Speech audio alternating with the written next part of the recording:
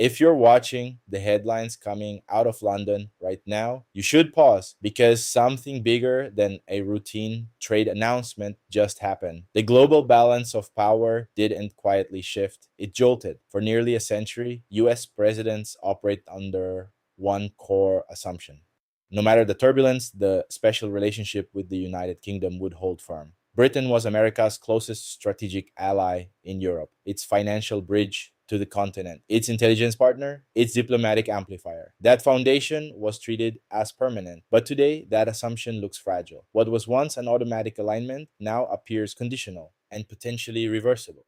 At a joint appearance at 10 Downing Street, the UK government unveiled a sweeping new framework of cooperation with Canada and key Commonwealth partners. This wasn't framed as a break with Washington, but they it's saying a inicha aspa nen neri shen my nine chereros arilo waspa a was change a nays and deference either. The so-called London-Ottawa Accords outline a deeper economic and security integration across several Commonwealth nations, including coordinated technology standards, shared critical mineral supply chains, regulatory harmonization between London and Toronto, and enhanced defense collaboration. Inside policy circles, some analysts are already describing it as the early architecture of a more self-sufficient bloc, one ay di rin mo ay tashin ay one that does not automatically route its strategic decisions through Washington. To understand why this happened, you have to look at the political pressure building beneath the surface. Recent US trade actions, including renewed tariffs on European goods and aggressive negotiation tactics, created tension with long-standing allies. When the UK sought carve-outs and exemptions, it reportedly faced stiff demands tied to regulatory alignment and public policy concessions. That approach, combined with uncertainty over future American commitments to multilateral institutions, appears to have accelerated London's desire to diversify. In geopolitics, reliability matters as much as power. When trust erodes, hedging begins. Mark Carney's role in this shift cannot be ignored. As a former governor of both the Bank of Canada and the Bank of England, he has deep institutional credibility in London. Rather than escalating publicly, Ottawa appears to have pursued quiet diplomacy, leveraging historical Commonwealth ties into something more structured and strategic. The Commonwealth, long considered symbolic, suddenly looks like a platform for coordinated economic action across 56 nations representing over 2.7 billion people. Zero tariff frameworks on advanced technologies, shared green energy supply chains, and synchronized financial regulation are no longer theoretical.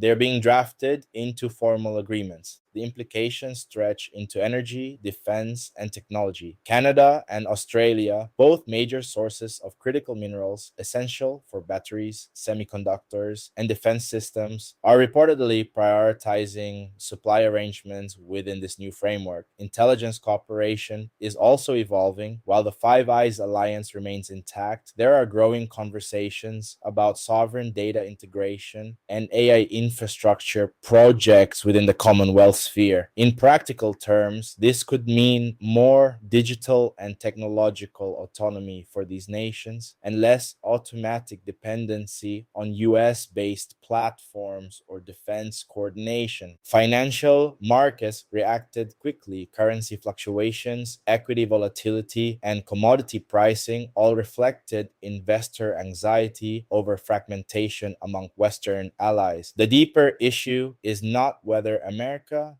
is being excluded. Is di chow wanha is di is din it's whether the era of unquestioned US centrality is giving way to a more multipolar structure among advanced economies themselves. If trade settlements increasingly occur outside US dollar clearing systems, or if strategic mineral flows are preferentially routed within alternative blocs, Washington's leverage tools become less potent over time. The question now is not whether alliances are breaking, but whether they are recalibrating. And recalibration in geopolitics can quietly reshape the next century. What this development signals is not the collapse of the Western alliance, but its restructuring under stress. For decades, the United States functioned as the unquestioned gravitational center of the transatlantic system. Trade flowed through American markets, security guarantees flowed from Washington, and financial clearing flowed through New York. When close allies like the United Kingdom begin deepening alternative institutional frameworks, even while remaining formally aligned with the US, it suggests hedging behavior. Hedging is what nations do when they perceive volatility at the core of the system. It is not rebellion, it is risk management. From a strategic perspective, the London Ottawa alignment reflects diversification rather than confrontation. The UK faces post Brexit economic recalibration, Canada seeks to expand its geopolitical autonomy, and Commonwealth nations see value in collective leverage. Integrating supply chains for critical minerals, energy infrastructure, AI governance, and financial regulation creates insulation against policy shocks originating in Washington. The message is subtle but powerful. Even trusted allies prefer redundancy in an era of unpredictable trade policy. In global power dynamics, reliability increasingly rivals raw size as a source of influence. The most significant implication lies in supply chains and strategic materials. If Canada and Australia, both essential to Western access to lithium, rare earth elements, and uranium, structure preferential agreements within a Commonwealth centered network, the US could face marginal cost disadvantages, not embargoes, but prioritization. In advanced manufacturing, even slight increases in input costs compound across production cycles.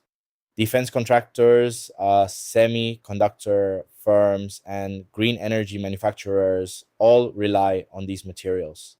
Over time, preferential routing reshapes competitive advantage. It doesn't isolate America immediately, but it narrows its automatic access. The financial dimension is equally important. The dominance of the US dollar depends not only on scale, but in trust and network effects. If alternative clearing systems or bond issuance frameworks gain traction among advanced economies, the dollar's supremacy is not instantly threatened, but the monopoly effect erodes incrementally. Even modest diversification in settlement mechanisms reduces the effectiveness of financial sanctions and decreases global reliance on US centric banking infrastructure. Markets respond to trajectory as much as reality. If investors believe fragmentation is accelerating, capital allocation adjusts accordingly. Security architecture is another pressure point. Intelligence alliances such as Five Eyes remain operational, but deeper digital sovereignty initiatives signal that allies want more control over their own cyber,